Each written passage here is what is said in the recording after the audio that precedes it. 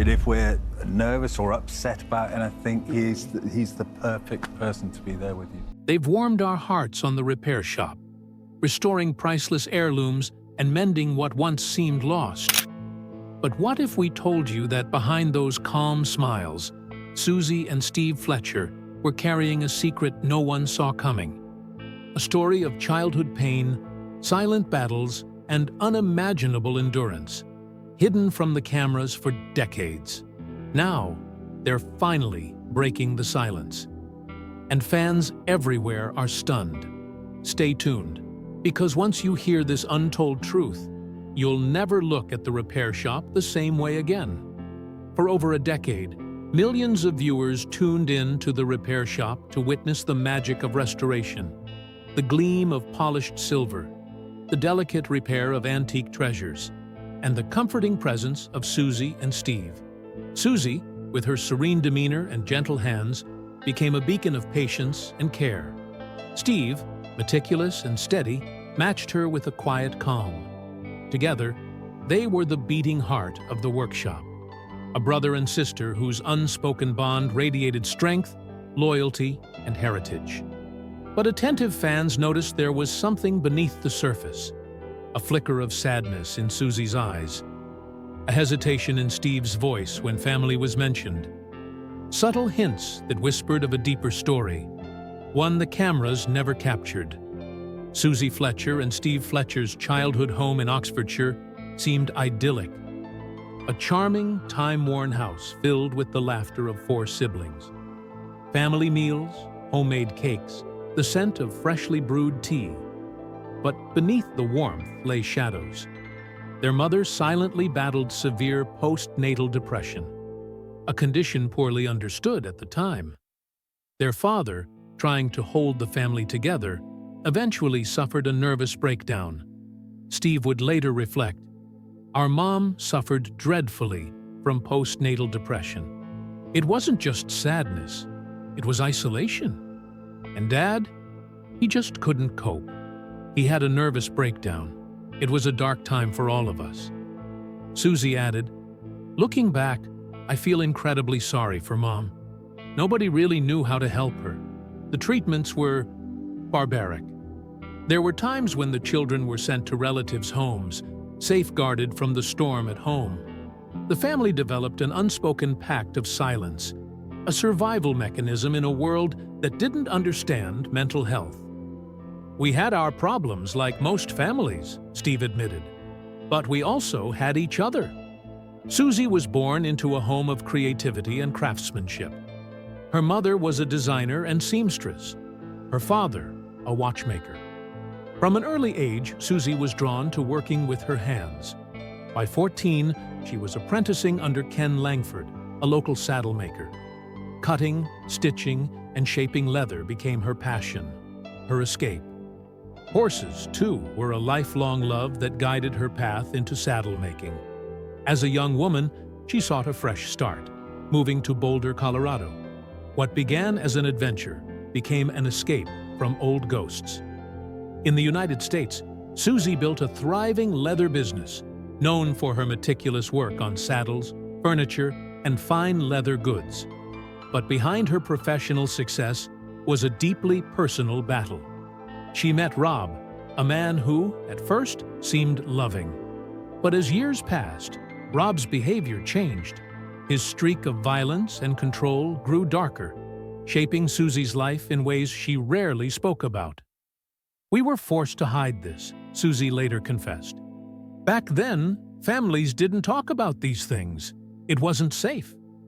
Her craft became her sanctuary, a way to find purpose and resilience amid the pain.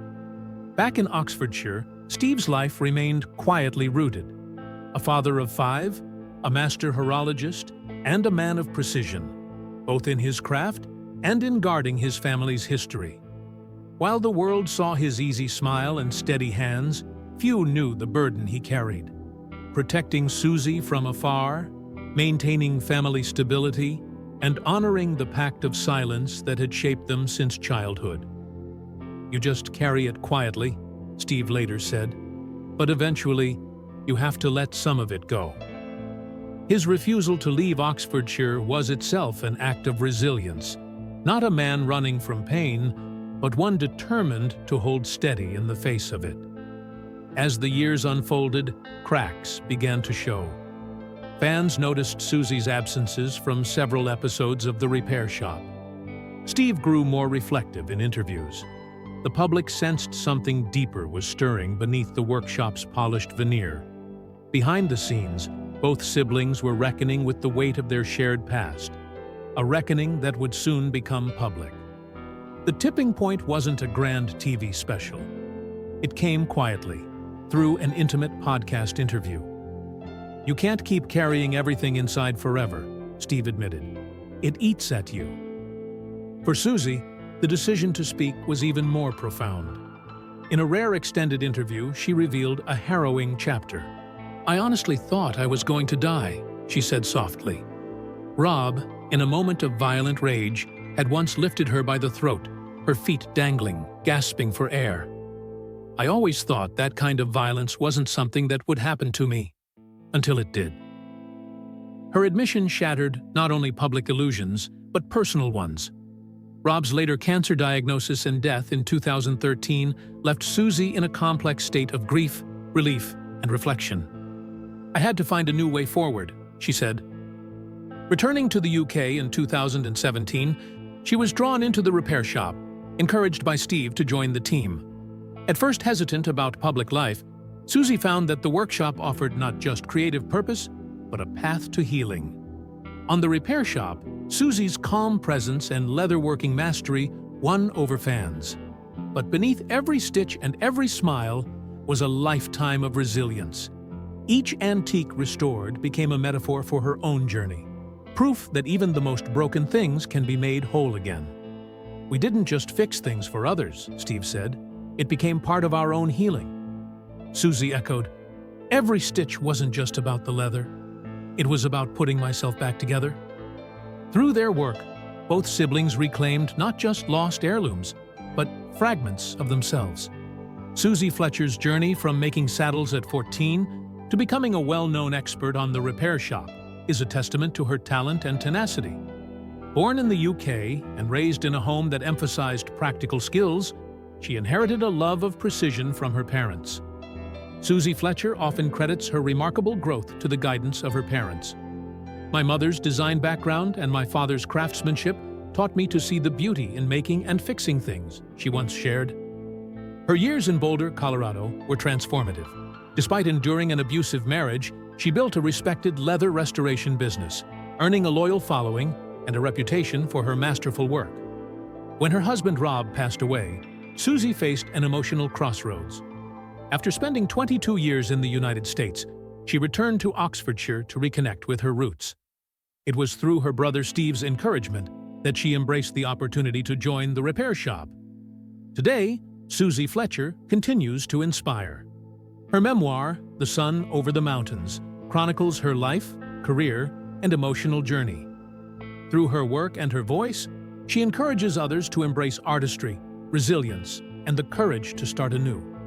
Together with Steve Fletcher, whose own steady presence on The Repair Shop reflects a lifetime of dedication, the siblings show us that the greatest restoration isn't of heirlooms, but of the human spirit. Like, share, and subscribe for more videos. Thanks for watching.